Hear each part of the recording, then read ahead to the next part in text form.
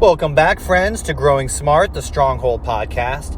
I'm your host, Tom Perrone, and today I'm probably going to mess you up a little bit. It's my favorite thing to do. I love messing with entrepreneurs and small business owners' minds. It's a sick fascination of mine, but this is a good type of messing up. I want to mess with you. I always like to stir up trouble. I'm known for that with my clients. I kind of get in and I shake them up a bit because I've found that a lot of growth comes from being shooken up a little bit, kind of waking us up, sobering us up to reality, shaking some things up, getting some good changes in place, and kind of getting woke to the reality of what we need to do in our business. And I live my life doing that, and I probably do get some sick pleasure out of the shock and awe as well. My apologies. But today I'm going to mess with you a little bit. I'm going to mess with some presuppositions, some sort of common thoughts that we have about how to grow our business. And basically what I'm here to say is this: not all businesses grow in the same way. And you're probably like, yeah, no kidding. No, I really mean this. Like, you really got to pay attention to this. You hear a lot of good stuff out there. Like, if you want to grow your business, you need to do this, you need to do that. All those things work, and they always have the testimonials behind them. But guys, not all businesses grow in the same way. What I'm going to talk about are the ways that I see businesses grow, and talk to you about whether or not you really should be doing those predictable things or not. So hopefully you'll find a few more predictable ways to grow your business today, and maybe you'll find a couple of things that work for everyone but you, and it's okay if you stop doing them. That's all today on Growing Smart. Here we go.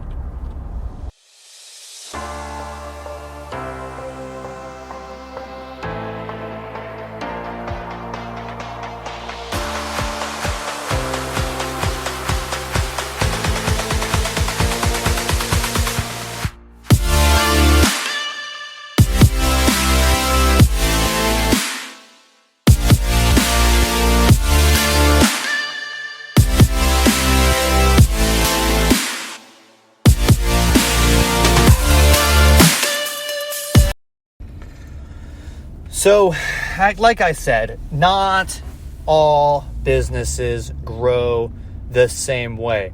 The things I'm going to talk about today, here's the challenge. They can grow all businesses, but they're not necessarily the best growth for all businesses.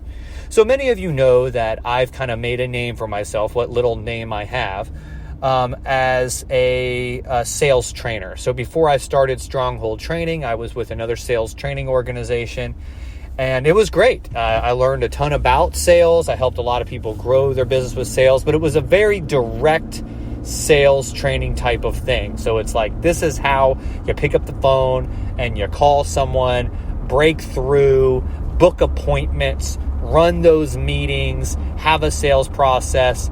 And I would say probably 85% or more of the fundamentals from that could apply to every business in some way, shape, or form. But in 2020, not all businesses grow through direct sales. Now, let me be really clear on that. I don't know a business out there that can't pick up the phone, call somebody, and get a customer. Direct sales works, and there's all sorts of advantages to it. But it doesn't mean it's the best way you should grow your business.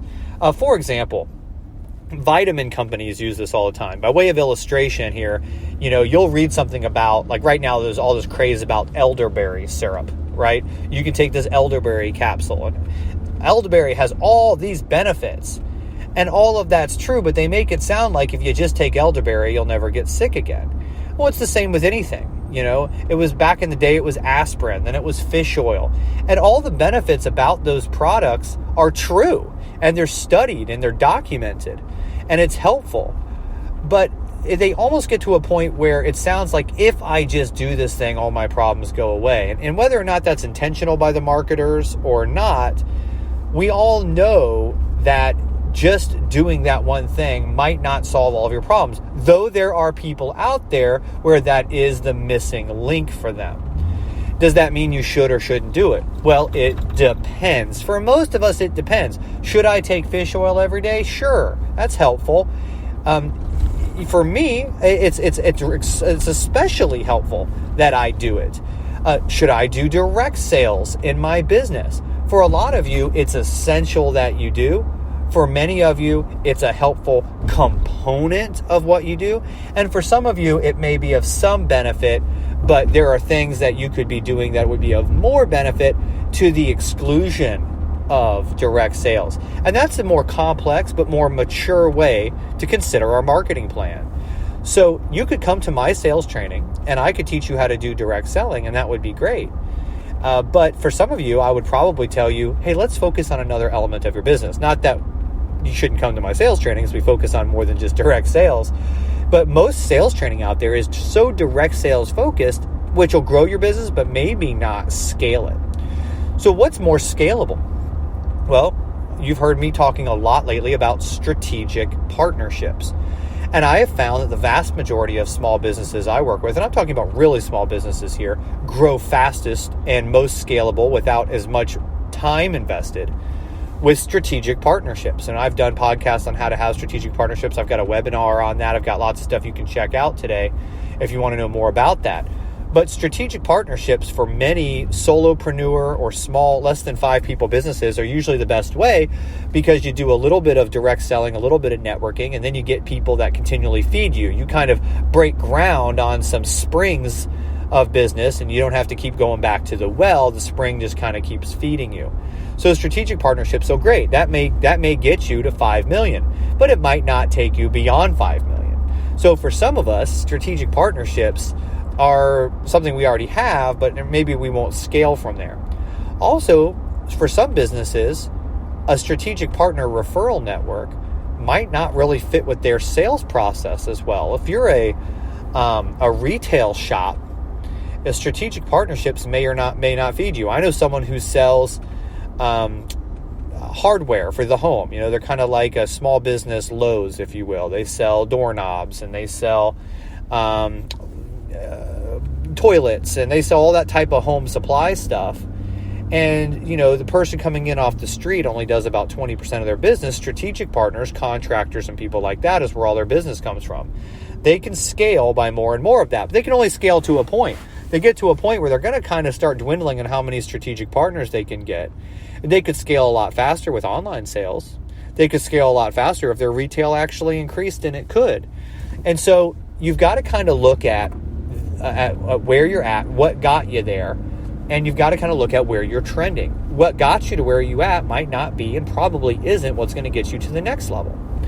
But many of us jump the gun on that. And a lot of times you could probably grow through more strategic partnerships. If you're pretty small, I would encourage you to do that. But it's not for everybody. If you're an online store, I know I have a client who has an online service, and he grew his business through strategic partnerships and referral networks, but it has scaled tremendously faster through digital marketing because he's got an online business. That's his sales process. So if people need to go online to use his service, then he wants to meet them online. And so even though he's did a grassroots strategic marketing push to get some initial brand awareness out there and get people using his platform, the digital marketing has brought that to a point where he doesn't want to waste a day meeting new people out in the field. Does that make sense? So again, we have to be very conscientious of this. He heard my podcast on strategic marketing and strategic partnerships and said, man, maybe I should get back to that. And I said, no, just because that works doesn't mean that's entirely the right thing for you. So again, direct sales works? Absolutely. Is it the best thing for you? Proof is in the numbers. Strategic partnerships, same way. Let's look at the next one, which is networking. Does networking work? Well, networking is going to always provide for us one of 3 types of people. Either it's going to bring us a direct customer. We all know those people that go to networking and they sell at networking. Or it's going to bring us a one-step referral. You go to networking and those people sell on your behalf and you get a referral on occasion. Or you're going to source strategic partnerships from that. You're going to go to the networking and meet those people who are going to regularly feed you. And perhaps the group itself can become your strategic partner. Now again, networking works, especially if you have a great process for using it. And for more on that, you can go to strongholdtraining.com/networking, and we've got a guide there for how to strategically network. And I suggest everyone read that. It's very, very helpful for small businesses. But even if you're doing that, networking may only scale you so far. It may get you to that first million. It may get you those strategic partners, which bring you to 2 or 3 million without wasting a lot of time. So next thing you know, you're only going to 2 networking groups a month and you've got some great strategic partners. That's ideal for most small businesses to get something like that. And direct sales may fill the gap. But how are we going to scale from 5 to 10 million? If you're a $4 million business now, I don't know how many networking groups are really going to bring you business. I'll give you an example. I actually used to run a company that had a full-time networkers that were out in the community trying to meet people and to send in business. But we got to about 6 or 7 million in revenue a year. It was a service company. And what ended up happening was when I did the business analysis after I took over the company, I found that the networking groups that we were going to and the employees we had out there were literally bringing in less than 0.5% of the business that we were doing. And the money we were paying on that, even though it paid for the person to be out there, and even though we made some revenue on it, if I were to take that and put it into our existing marketing plan, the scale was tremendously higher. You said, why don't you do both? Well, there's only so much money to go around and only so much time to go around. So it made sense to take the $45,000 a year we were investing and put that directly into our digital marketing, which we were seeing at least a 1.5% return from. I mean, a 1.5 times return from, not 1.5%, 1.5 times return from, which is pretty good. So we were spending about $150,000 a year in marketing, and we could add another $45,000 to that. Again, we were seeing 1.5 times return, and I was trying to get us to 10 million. So that was an easy decision. So you can see that a lot of times you just got to look at how you're actually scaling. But when they were at 2 million, to get to 4 million, that networking did a really good job. It was some really inexpensive marketing. They didn't have a $100,000 marketing budget at that time. That was proven to work. So you can see you got to really analyze these things for where you're at. So networking, does it work? Absolutely, when you work it appropriately, but it's a tremendous investment in time. And so you've got to evaluate your return on these things. If you're not evaluating your return, you don't know which ones to do.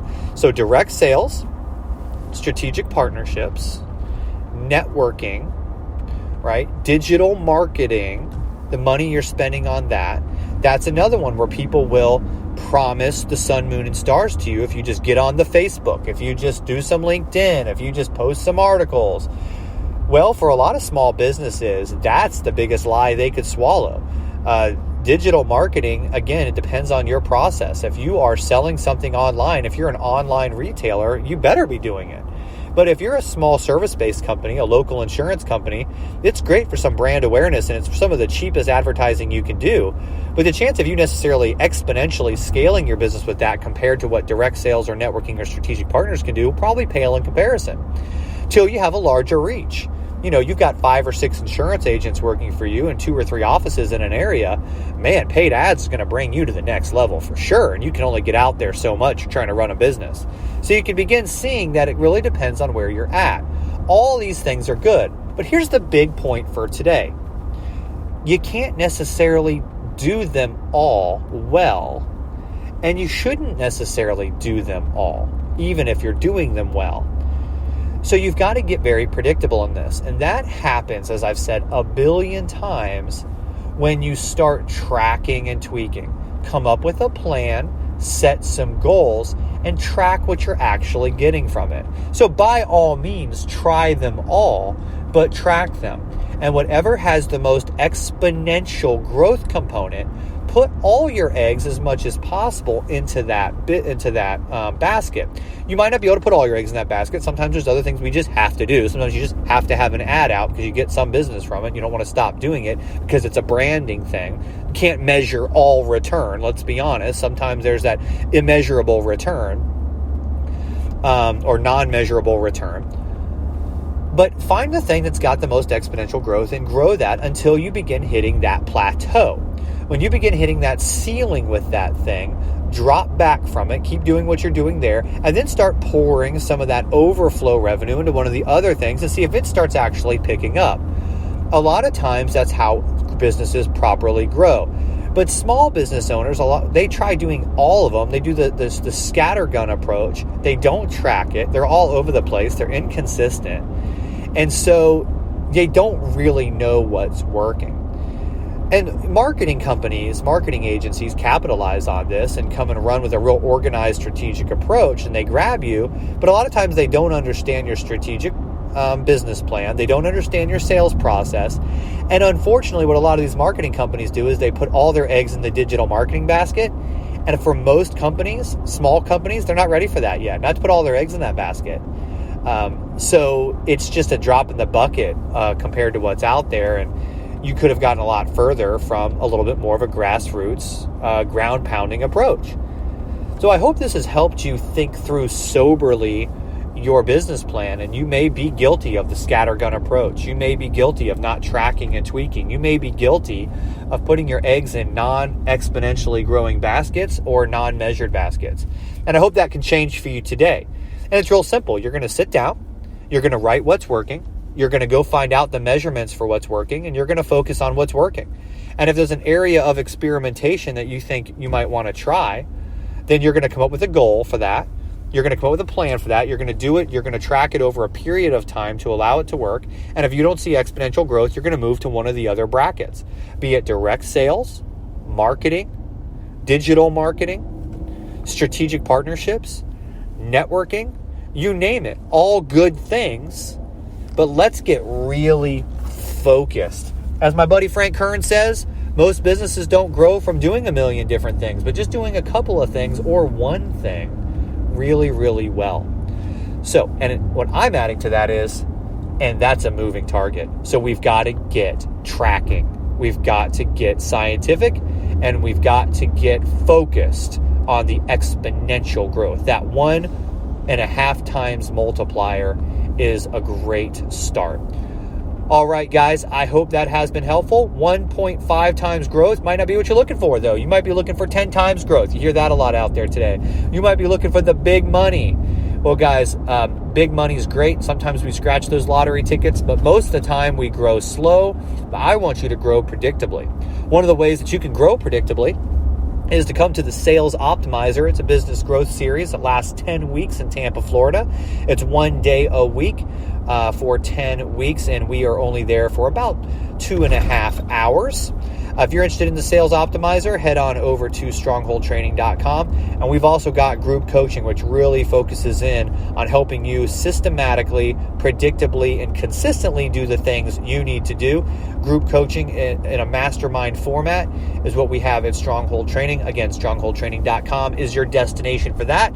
And for a lot of other things like that networking guide I told you about before, you can see there under our free tools section. Hope this has been helpful. Until next time, keep growing smart.